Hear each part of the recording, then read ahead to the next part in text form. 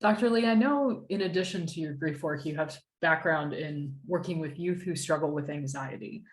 So if a youth worker has a student who is particularly anxious, how does that tend to show up? And what can that person do to be present to the youth in those feelings?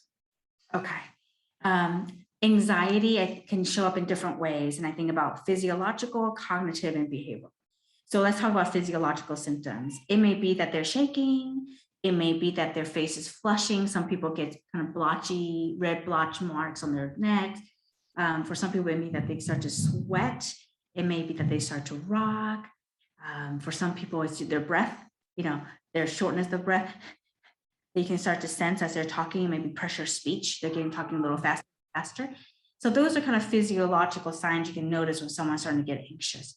For some folks, what's more prominent is their mind, what's happening in their head. A lot of perseverating, a lot of what if this, what if that, what if this, and they kind of you can see my hand kind of going to, it's almost like this helicopter hovering over the the helipad, just spinning in anxiety and worrying and thinking and worrying some more. For some folks, it may be behavioral. They're immobilized by it. They can't type that email or hit send. They can't start their homework assignment. They can't, kind of get themselves to move. When I think about anxiety, I always teach people to think about it in a range 0 to 10. 0 being, I'm not anxious at all. 10 being, oh my gosh, I'm so anxious. I think I'm gonna have a panic attack. Yeah. And it might be helpful to use that as a way to get a sense from the person you're working with, like, where are you right now? On a scale of 0 to 10, where are you? Those are all subjective numbers, of course, but at least you might get a sense of like, okay, they might be looking like a 5, but they only reported a 2. Maybe you're more sensitive to some of the things. You're more uncomfortable about what you're seeing than what they're experiencing. Yeah.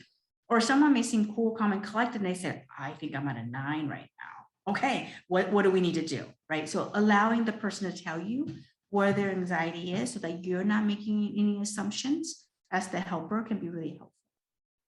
And in your job, whatever that number is to just help them go down a notch, go down a notch. What are some good, sure go-tos, especially with anxiety, are pretty high, 8, 9s, deep breaths, calming of the body. If a person is shaking and you might just have them take a deep breath and kind of open up their posture. Breathe with them can be really helpful. I always think about anxiety being something like if we're going swimming and we're underwater.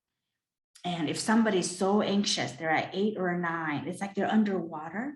Mm-hmm. And at that time, your goal is to just get their head above water. Okay, bring it down a couple notches. Not to get them out of the pool. Head is above water, then you can talk to them. If somebody's anxiety is so high, they're not going to be able to hear as well. They're not going to be able to see as well. They're just underwater.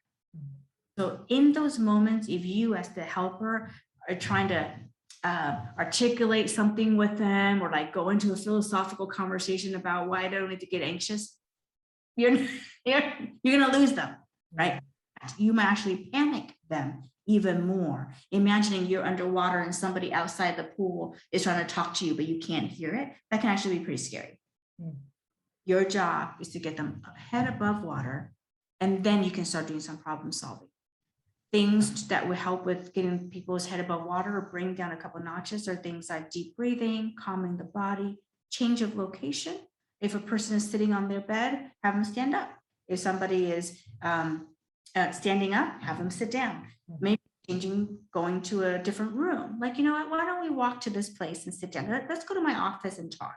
Sometimes there's that mere walking and changing location can bring down the anxiety. Any questions there? No, that's really helpful. Yeah, thank you.